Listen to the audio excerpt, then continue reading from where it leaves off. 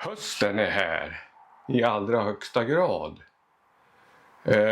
Oavsett om man vill eller inte. Det är bara att gilla läget. Och med det så följer det ju med då ett antal arbetsmoment som man kanske behöver göra. Och som kanske inte har blivit gjort under sommaren. I det här fallet så handlar det om ett par fönster som ska få nya tätningslister. En ganska simpel åtgärd kan tyckas.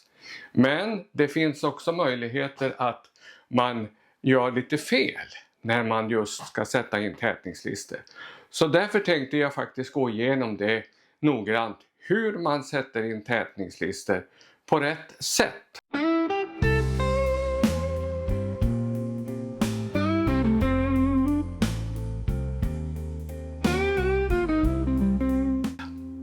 Välkommen till kanalen!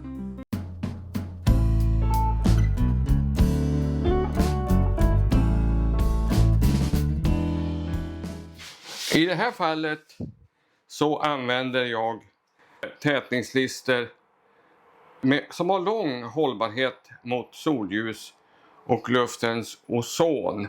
De ser ut så här när man vecklar ut dem. Nu finns det olika skolor kring hur man fäster de här på lämpligast möjliga sätt. Jag har tidigare limmat listerna och det kan man göra. Alltså jag kanske inte sa det, men det är alltså silikontätningslister. Men i det här fallet så tänkte jag faktiskt stifta listerna. Då får vi se hur det fungerar. Så vi sätter väl fart och börjar jobba.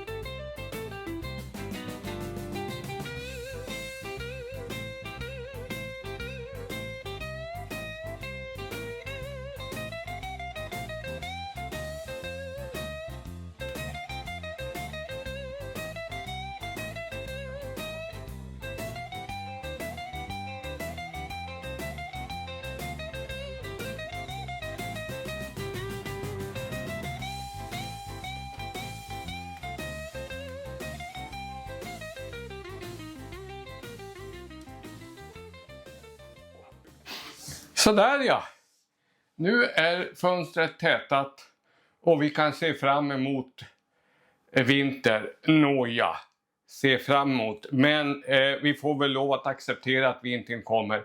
Och det här rummet kommer definitivt att bli varmare. Okej, tack för att du tittat. Vi ses igen på nästa video.